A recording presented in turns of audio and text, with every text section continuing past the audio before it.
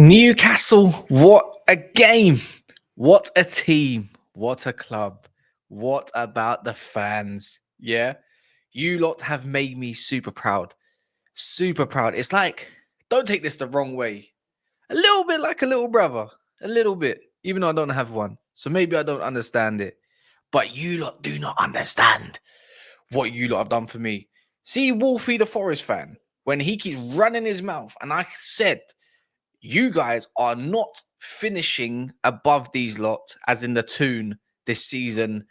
Believe me. But yeah, what an entertaining game. I'm going to break it down little bit by bit. We haven't done one of these in a while. Maybe because you need to get back to winning ways. Can't say that about myself, considering. But yeah, what a game. I really enjoyed that. We all enjoyed that we was all watching as well. And, you nearly bottled it in the end, but you didn't. You got the 3 points. Don't see how you rip into Forest as much as I want to, but there's some pros and cons, right? For Newcastle, anyways, it's just, you beat one of the better teams in the league, and fair enough. Fair enough. So yeah, we're going to break this game down. Big up to anyone. If you've got your own points, feel free to add them. I'm not here to, disregard you guys. This is all fair analysis on my part. So let's go and get straight into it. And these are my points. My first point is, well, stop conceding. It's not even there. But my whole gimmick is literally believe in the youth. And something Eddie Howe has done quite a lot of is believe in the youth, whether it comes to Livramento this season or Lewis Hall, or even the likes of today, who got a goal against Bromley and followed that up now with another amazing strike to get back into the game. Lewis Miley, he came to the game last year, and I think he surprised quite a few people. And for me, this game is exactly how he needs to stand out, coming back from injury, getting a few running games together, and showing that he can keep up with the likes of Joe Linton, Tonali's and whatnot, and still have the same effect. So it's funny enough, got a good brand of minutes. It's just the kid's wicked, and you know what? Probably just let him land, as everyone else would say, for their own, young talents in their squad. But he's a goal scorer. I can't really work out where Lewis Miley's best position is. You lot could probably tell me a little bit more in depth where you find him best. Do you want him at the edge of the box? Do you just like him doing box to box, or more defensive? But I do see a bit more of a talent doing more box to box work. I do like him on the end, on the edge. He's a little bit creative as well. He's got an eye for goal, and that showed today once again. So, credit to him. My other part is perfect response. That counter attack, and I believe, even though it bobbled over the key, I don't give a toss. The whole team of that left-hand side was pretty much involved. Now, that is what I grew up on. That was the perfect scenario, and that deserved the finish. Don't care what anyone says, the perfect counter-attack. I love those sort of goals. Them goals are the best, near enough. Top 3 anyways, even though you can't really say much else than, counter-attackings or in play, whatever you want to label it. But that was great. And you know what? Forest deserved this. They needed this humbling. You go back to Brighton like 7-0. You lose before against Bournemouth, I think it was about 5. And then so forth. And then today, it could have been more. Should have been more. It didn't, but not the point. You got the 3 points. And that's all I'm focused on. And obviously, I would like to say about the overall performance as well. 4-3 is very flattering towards Forest, in my opinion, right? Because the overall performance from Newcastle, anyways, or the 2 at that, is that it could have been 6-7, Callum Wilson, Gordon potentially as well. Other little breaks. It could have been a lot more. And I feel like because they scored on their corners and in moments, it doesn't kind of show the full game in as a whole anyways. But if we go back to the first half, I'm not going to lie. I'm in love with Newcastle's football. Oh, it's not Newcastle. It's Newcastle. Don't give a toss. Your football sublime. Sublime. Proper Barclays. And no one can tell me that if you're from the era of, yeah, I get it. This is exactly what I said before. Grew up on this. The way you counterattack, the way you defend as a unit. You see Man City do it over the years sometimes as a unit, as a team, cohesive. Until it's not. Yes, sometimes it might not look pretty. But that's why, for anyone that does watch this, don't watch the scoreline. I think, Forest nearly won that game. That is far from it. They had moments. They're actually lucky that Sven Botman wasn't playing, because if Sven Botman was playing, about 2 or 3 of those goals don't even go in. How about that? Because from corners, there's a lot to work on. We'll talk about that anyways. But yeah, I would like to say another little masterclass as well from Eddie Howe as well. Again, a team that does like to sit back. I feel like Nuno was a little bit not arrogant, but more expansive. He saw blood, he smelled blood, and he tried to go for it at St. James's Park. Now that's what I call a world-class idiot. Why would you do that?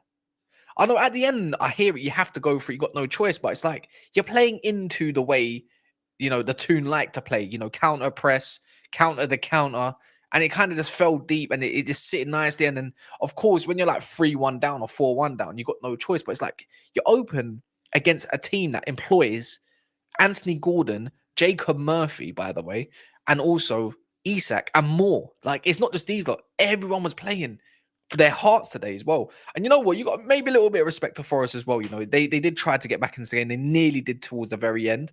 But maybe the humbling was needed. I think you've beaten them 3 times this season. Am I correct?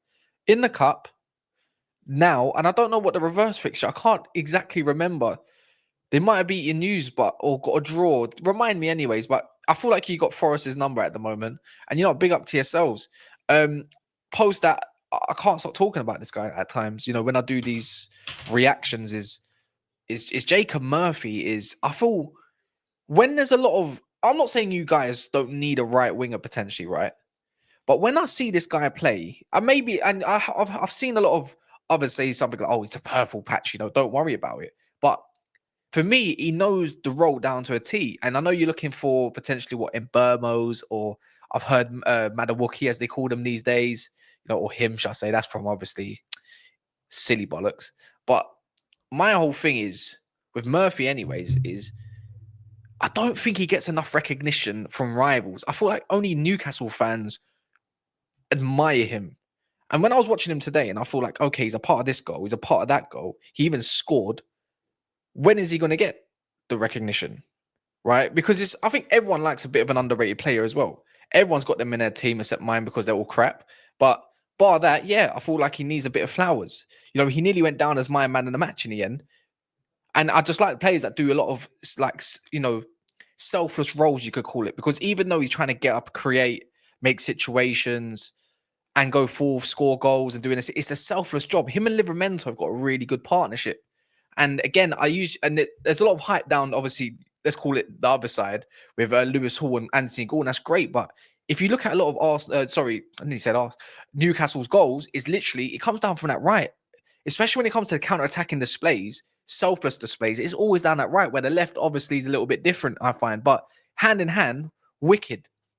I think he's a wicked player. I think he's been, whatever he is, whoever he supports, whatever he deserves, his contract situation, if there even is one, you need these type of players in your squad. It's as simple as that. When he doesn't play, I feel like you can kind of notice when he's not there. My other part is Willock.